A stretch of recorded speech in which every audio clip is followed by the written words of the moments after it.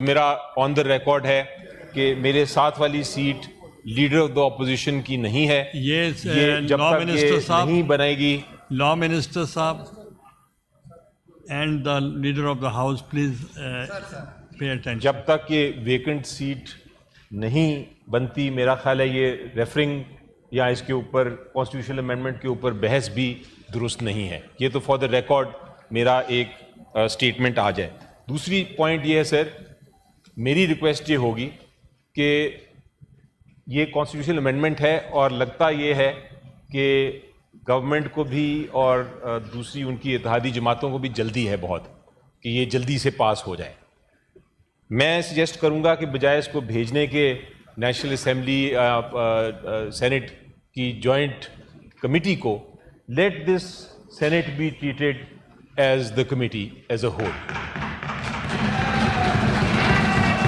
मैं ये सजेस्ट करूंगा कि इसकी डिबेट करा लें, बेशक संडे को बैठ जाएं। On the lighter side will be U turn.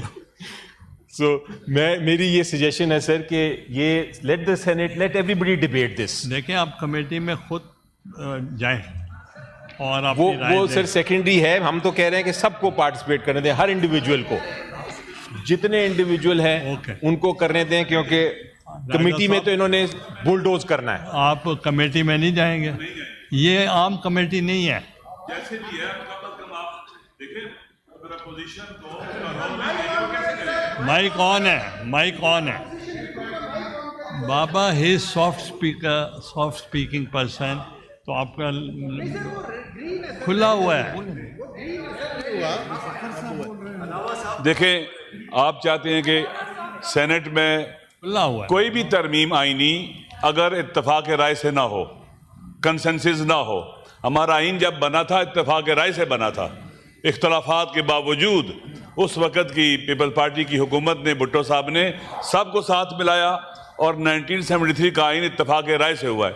अगर हम उसके अंदर अमेंडमेंट ऐसी लेके आएंगे जहाँ इत्तेफाक राय नहीं है और ये आइन हमारा जो गैर मुत्तफ़िका हो जाएगा, इसके असरात पूरे पाकिस्तान पर होंगे।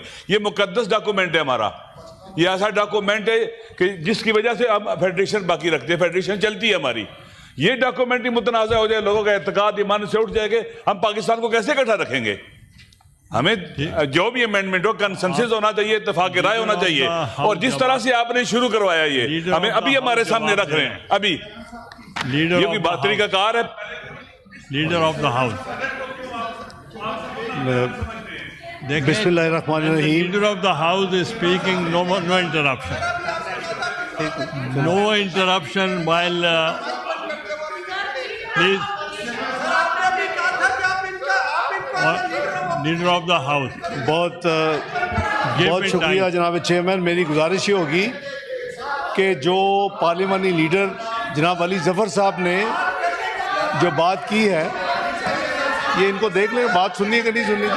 नहीं, वो उनका, मैं एक मिनट, आप वो जवाब दे रहे हैं, वो चाहते हैं, मैं जवाब दे रहा हूँ तो सुनेंगे तो जवाब दूंगा ना वो जी। चाहते हैं कि पहले लीडर ऑफ द हाउस, मैं उसका जवाब देने लगा हूँ जी, मैं उसका जवाब दे रहे हैं।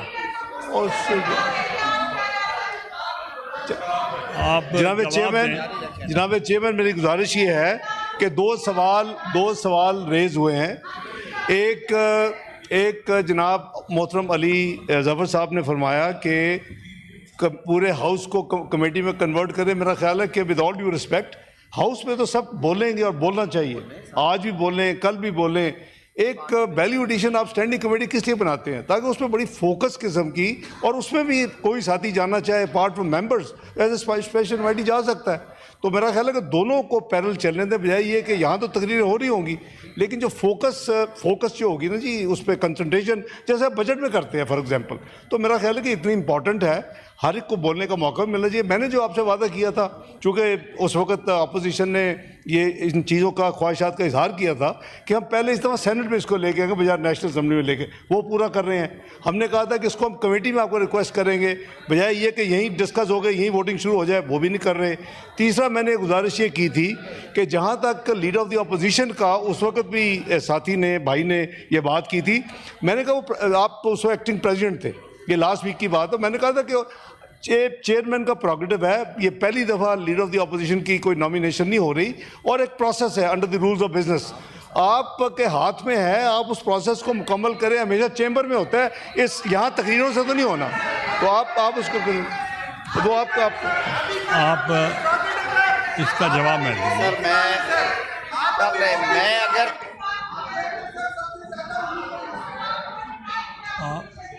यस प्लीज, मैं ये रिक्वेस्ट करना चाह रहा था कि ये पहले आइन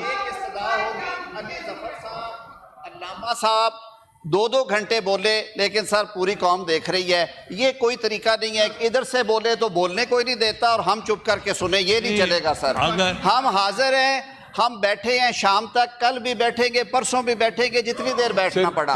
आप बात करें ना। मैं देखें, अभी पार्लियामेंट्री लीडर्स को बोलने का टाइम मैं दूंगा, पहले टेक्निकलिटीज बात हो रही। प्लीज आप तो तशरीफ रखें।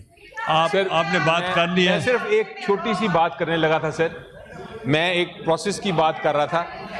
तो आप तशरीफ रखें, बैठें। मैं ये कहना चाह रहा था, एक मिनट में, एमएल वली साहब प्लीज तशरीफ रखें। मैं खाली वही बात कर रहे हैं, वही बात कर रहे हैं। मैं एक सिर्फ बात करना चाह रहा था और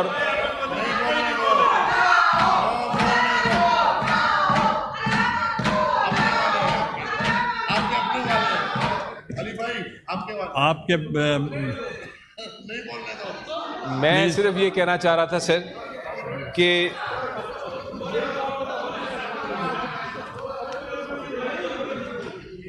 मैं ये कहना चाह रहा था सर कि ये एक प्रोसेस हमें अभी मिला है, ये ड्राफ्ट, जिस अलामा साहब ने भी फरमाया, हमने तो एक लफ्ज़ नहीं पढ़ा अभी तक।